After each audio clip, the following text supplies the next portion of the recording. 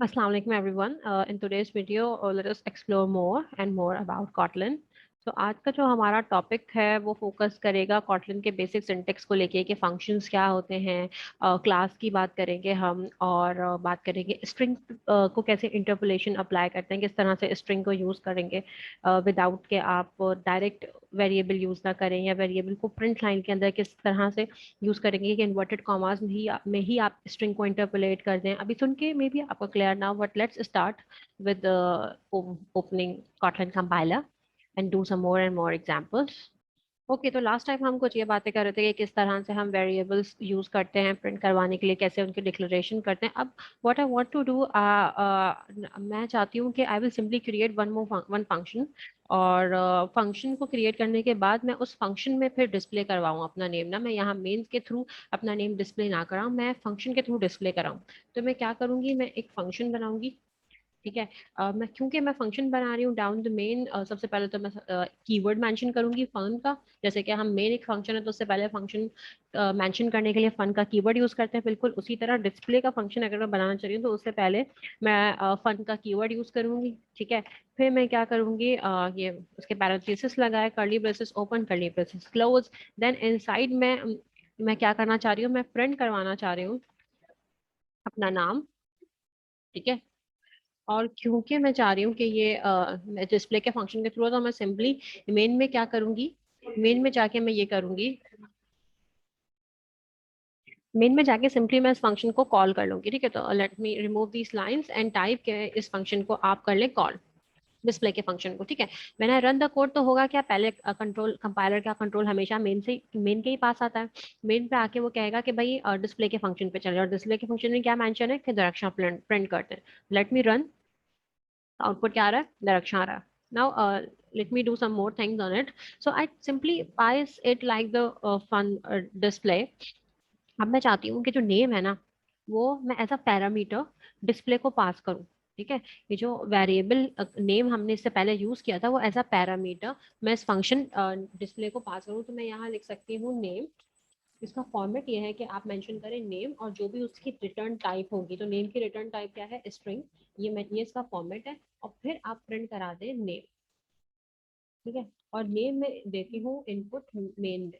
ठीक है। तो मैं क्या कर रही हूँ कि मैं मेन में नेम का इनपुट दे रही हूँ कि नेम की, और वो नेम की जो भी वैल्यू होगी वो मैं डिस्प्ले में एज एन आर्ग्यूमेंट पास कराऊँ। ठीक है। और वो प्रिंट कहाँ होगा, डिस्प्ले में जाके होगा। ठीक है।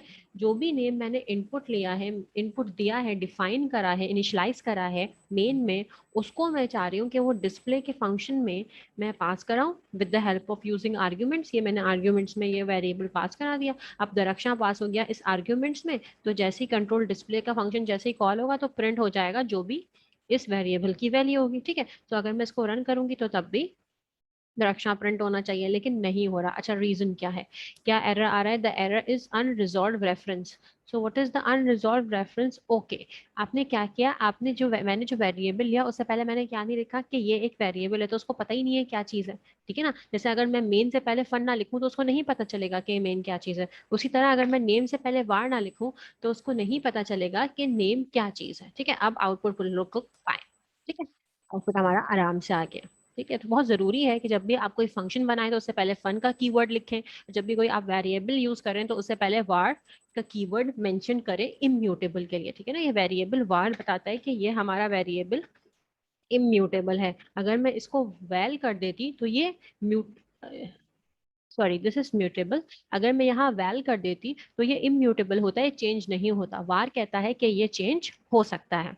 ठीक है। सो ये हमने रन कर लिया। अब हम इसको थोड़ा और इसमें चेंजेस करते हैं ताकि हमारी और अच्छे से लर्न हो सके। So if I want to create a class, ठीक है, अब हम फंक्शन से मूव करते हैं क्लास में, and put the function inside the class, then how would I do so for that कि मैं किस तरह से फिर इसी काम को किस तरह से करूँ कि मैं क्लास बनाऊँ, क्लास के अंदर फिर ये फंक्शन है ना। जैसे क्लास किस तरह से, बहुत सिंपल सा है क्लास का कॉन्सेप्ट यहाँ पे, कि क्लास के लिए आपको सिंपली लिखना है class.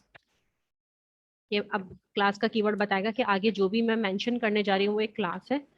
Curly braces open, curly braces close. अब उस क्लास के अंदर मैं फंक्शन बनाना चाह रही हूँ डिस्प्ले का। तो ये डिस्प्ले का पूरा फंक्शन पे हमने इससे पहले काम किया है, ये मैं पेस्ट कर दूंगी इस क्लास के अंदर। ठीक है, ये मैंने पेस्ट कर दिया इस क्लास के अंदर। अब मैं करना क्या चाह रही हूँ कि इस क्लास को यूज करते हुए नेम को प्रिंट करवाना चाह रही हूँ। तो उसके लिए आपको क्या करना पड़ेगा कि फॉर इंस्टेंस आपने जो भी नेम इनिशलाइज कराया है उसको आप क्या करेंगे, अब मुझे अगर इस नेम को एक्सेस करना है तो मुझे क्लास के किसी भी एट्रीब्यूट को एक्सेस करने के लिए उसका ऑब्जेक्ट बनाना पड़ता है। तो सबसे पहले तो मैं बनाऊंगी एक ऑब्जेक्ट। ठीक है, एक ऐसा ऑब्जेक्ट जो अपडेट हो सकता है। ठीक है, मैंने बना दिया इस पर्सन की क्लास का ऑब्जेक्ट। आप जावा में क्या करते हैं, ऑब्जेक्ट ऐसे बनाते हैं कि ऑब्जेक्ट के आगे इक्वल टू का साइन लगाते हैं, न्यू लिखते हैं, फिर वो क्लास मेंशन कर देते हैं विद राउंड ब्रेसेस ना। लेकिन यहाँ आपको न्यू लिखने की कोई जरूरत नहीं है, ये एक इररेलेवेंट कीवर्ड होगा यहाँ पे। ठीक है, वो बगैर न्यू लिखे ही समझ जाएगा कि पर्सन एक क्लास है जिसका आप एक ऑब्जेक्ट बनाने जा रहे हैं। ठीक है, फिर मैं चाहती हूँ कि जब ये ऑब्जेक्ट बन जाए और पता चल जाए कि ऑब्जेक्ट जो है पर्सन की क्लास का है, अब वो इजीली ये ऑब्जेक्ट एक्सेस कर सकता है। ओबीजे डॉट क्या करे, डिस्प्ले के फंक्शन को कॉल कर दे। ठीक है जी, ये डिस्प्ले का फंक्शन हो गया यहाँ से कॉल। अब होगा क्या, यहाँ पे नेम की वैल्यू है दरक्षा, ऑब्जेक्ट किसका ऑब्जेक्ट है, पर्सन का ऑब्जेक्ट है, और इसके फंक्शन को कॉल करना है। तो आप इस क्लास के में जाओगे, आपको पता है कि ओबीजे इस पर्सन की क्लास का ऑब्जेक्ट, और डिस्प्ले के फंक्शन पे जाके जो भी नेम में वैल्यू होगी वो आप क्या करा देंगे, प्रिंट करा देंगे। तो let me run it. No value passed for parameter name. अच्छा, अब देखें ये एरर क्यों आ रहा है आपके पास। देखें, ये जो वेरिएबल है नेम, वो कह रहे हैं इसकी कोई वैल्यू पास नहीं की गई। This is the most important thing कि जहां आप देखें कि ये एरर आपके पास क्यों आ रहा है, एक दफा और देख लें ये error. No value passed for parameter name. Okay, अगर आप इस वीडियो को यहीं पॉज करके देखें तो आप बहुत आराम से फाइंड आउट कर सकते हैं कि जब आप कह रहे हैं कि कोई पैरामीटर पास नहीं हुआ है, तो आपको यहाँ नजर आ रहा है कि जब मैं डिस्प्ले का फंक्शन कॉल कर रही हूँ, तो इससे मुझे नजर आ रहा है कि डिस्प्ले का फंक्शन आपको जब भी कॉल करना है तो उसके आर्ग्यूमेंट्स में आपको नेम पास करना है। तो जो भी नेम मैंने इनिशियलाइज करा है उसको मुझे हर हाल में इसके आर्ग्यूमेंट्स में पास करना है, क्योंकि ये इसका पार्ट है। ठीक है, कि नेम हमें इसके आर्ग्यूमेंट्स में पास करना है। अगर ये पैरेंथेसिस खाली होते तो हम नेम पास नहीं करते, क्योंकि डिस्प्ले के डेफिनेशन में ये मेंशन्ड है कि इसके आर्ग्यूमेंट्स में नेम पास होगा। तो ऊपर से जो हम इसका ऑब्जेक्ट बनाएंगे उसमें भी हमें नेम पास करना है। अब हमारा आउटपुट सही आएगा। अब दरक्षा प्रिंट होगा। ठीक है, क्योंकि दरक्षा पहले यहाँ पास ही, नेम यहाँ पहले पास ही नहीं हो रहा था। ठीक है जी, तो ये चीजें हैं जिनका आपको ध्यान रखना है। ठीक है, कि कहीं आप वही वही डेफिनेशन यूज करें हमेशा जो एक्चुअली जिससे वो फंक्शन डिफाइन हुआ है। ओके, अच्छा, सो let us explore more. So if I want this name variable to be defined inside the class person, तो तब भी सिंटेक्स बड़ा सिंपल होगा। जब मैं चाह रही हूँ कि जो नेम है ना, ये जो नेम का सारा काम हम ऊपर कर रहे हैं ये सब हम क्लास के अंदर करें, यहाँ ना करें। तो जस्ट मैं यहाँ से ये रिमूव कर देती हूँ। ठीक है, मेन हमने कर लिया, खा दी। मैं कह रही हूँ कि ये सारा काम जो हमारा वेरिएबल का है, जो नेम के वेरिएबल का, इससे पहले ये जो सब हम ऊपर कर रहे थे ये हम करें क्लास के अंदर। ये इनिशियलाइजेशन ये सब क्लास के अंदर हो। तो कैसे होगा, वेरी सिंपल है। आप क्लास के अंदर आए, आपने कहा एक वेरिएबल है जिसको मैं नाम दे रही हूँ नेम का। उसकी जो डेटा टाइप है वो है स्ट्रिंग। ठीक है, और उसकी वैल्यू फॉर इंस्टेंस अभी आपने कोई कुछ भी वैल्यू इनिशियलाइज नहीं करी। ठीक है ना, एम्प्टी है अभी वो। ठीक है, एम्प्टी स्ट्रिंग है। सो व्हाट आई डू, उसके बाद मैं कहती हूँ कि एक फंक्शन है डिस्प्ले का जिसमें मैं वो नेम पास करा देती हूँ। ठीक है, और वो नेम प्रिंट हो जाए। तो इनिशियलाइज आपने क्या करा दिया, नन इनिशियलाइज करवा दिया। और मेन में आप क्या कह रहे हैं कि मेन में आप कह रहे हैं कि एक वेरिएबल है ऑब्जेक्ट। ठीक है, उस ऑब्जेक्ट से मैं किसको एक्सेस कर रही हूँ, किसका ऑब्जेक्ट बना रही हूँ, पर्सन की क्लास का। तो मैंने यहाँ लिख दिया कि पर्सन की क्लास का वो ऑब्जेक्ट है। ठीक है, और ये जो पर्सन की क्लास का ऑब्जेक्ट है, इसमें मैं ये चाह रही हूँ कि ये ऑब्जेक्ट बनाओ और इस ऑब्जेक्ट में जाके पर्सन की क्लास में जो नेम का वेरिएबल है ना, उसकी वैल्यू उसकी वैल्यू दे दो दरक्षा। ठीक है, उसको दरक्षा की वैल्यू दे दे। और क्या करें, जब इस नेम की ये वैल्यू आ जाए, जब नेम को ये वैल्यू असाइन हो जाए तो फिर डिस्प्ले का फंक्शन कॉल कर लें। अब डिस्प्ले का फंक्शन कॉल अगर आपको करवाना है तो डिस्प्ले का फंक्शन इनसाइड द क्लास है। तो इसके लिए आपको क्या करना पड़ेगा कि वही ऑब्जेक्ट आप यूज करके डिस्प्ले के फंक्शन को कॉल करेंगे, ऑब्जेक्ट डॉट डिस्प्ले। क्योंकि वो पर्सन की क्लास का पार्ट हो गया, अब डायरेक्टली कॉल नहीं हो सकता, पर्सन की क्लास की ही हेल्प से कॉल होगा। और डिस्प्ले में आप क्या पास कराएंगे, क्या अब मैं ये नेम लिख सकती हूँ ऐसे। मैं बिल्कुल भी ऐसे नहीं लिख सकती जैसे कि मैंने लास्ट टाइम किया। क्यों? क्योंकि पहले नेम यहाँ एज अ वेरिएबल था, अब नेम जो है वो इस क्लास का वेरिएबल है, तो वो हमेशा इस क्लास के ऑब्जेक्ट से ही रेफर होगा। तो यहाँ मैं इस नेम को रेफर करूंगी इस ऑब्जेक्ट के नेम से।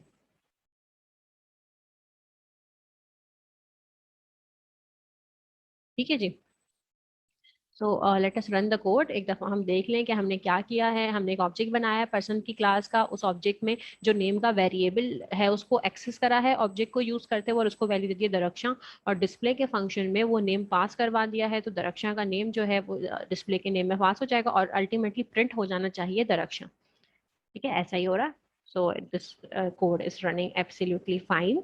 सो आई अब व्हाट इफ अगर मैं यहाँ पे वैल लिख दूं, या यहाँ पे वैल नहीं लिखती, यहाँ पे वैल लिख देती हूँ, तो क्या होगा? रन करके देखते हैं। Val can not be reassigned. ठीक है, क्योंकि यहाँ पे आपने इसको एम्प्टी कर दिया और यहाँ पे आप फिर से नेम को वैल्यू दे रहे हैं दरअक्षर।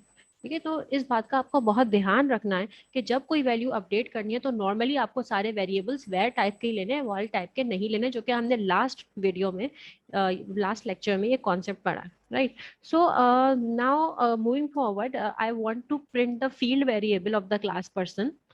वो तो उसी को प्रिंट करें ना, जो भी आपका फील्ड वेरिएबल है। अब यहाँ ये कैसे होगा? इस मेरा प्रिंट द फील्ड वेरिएबल से मैं क्या चाहती हूँ कि क्लास पर्सन को मुझे उसी को प्रिंट करें। तो इसके लिए आप ये करेंगे कि आपने जो भी एक ऑब्जेक्ट तो हम बना चुके हैं, उसको नेम भी दे चुके हैं। अब मैं चाह रही हूँ कि मैं सिंपल सा डिस्प्ले फंक्शन कर दूं कि जैसे यहाँ ये नेम ना हो। ठीक है, ये मेरी क्लास फंक्शन है, इसमें इसको जब मैंने असाइन कर दिया तो यहाँ मैं सिंपली नेम प्रिंट करा रही हूँ। ठीक है, तो अब ये भी ऐसे भी पॉसिबल है। ठीक है, ऐसे भी बिल्कुल पॉसिबल है, बस यहाँ से आप इसके आर्ग्यूमेंट्स हटा सकते हैं। ठीक है, तो क्या होगा? क्या एक पर्सन का ऑब्जेक्ट बना लिया, उस ऑब्जेक्ट से आपने नेम जो वेरिएबल था वो आपने एक्सेस कर लिया और उसको वैल्यू इनिशियलाइज कर दी डायरेक्शन की। अब जब भी आप डिस्प्ले करेंगे तो नेम में जो भी वैल्यू यहाँ ऑब्जेक्ट के थ्रू इस वेरिएबल को आपने अपडेट करा है मेन में, वही यहाँ पास होके प्रिंट हो जाना चाहिए। ठीक है, ऐसा ही है। तो these are all the variations जिसका आपको आइडिया होना चाहिए। You need to practice all this variations. Right. So if I want to print the name inside the main method, तो वो भी बिल्कुल पॉसिबल है। ये वेरिएशन भी आप देखें जो, और इस वेरिएशन से ही हम अपने नेक्स्ट टॉपिक की तरफ जाएंगे जो हमारी इस लेक्चर का लास्ट टॉपिक होगा, और वो टॉपिक है स्ट्रिंग इंटरपोलेशन। ठीक है, तो if I want to print the name inside the main method, तो मैं क्या करूंगी? मैं कहूंगी कि मैंने एक ऑब्जेक्ट बनाया पर्सन की क्लास का, उस ऑब्जेक्ट का नेम मैंने डायरेक्शन रख दिया, और अब मैं डिस्प्ले के फंक्शन को कॉल करने के बजाय मैं कह रही हूँ प्रिंट कर दो। क्या? क्या प्रिंट कर दो? The name of the trainer is. The name of the trainer is. अब इसके आगे आप लगाएंगे जैसे कि आप जावा में और सी प्लस प्लस में करते हैं, बिल्कुल वैसे ही स्ट्रिंग कॉन्कैटिनेशन का ऑपरेटर।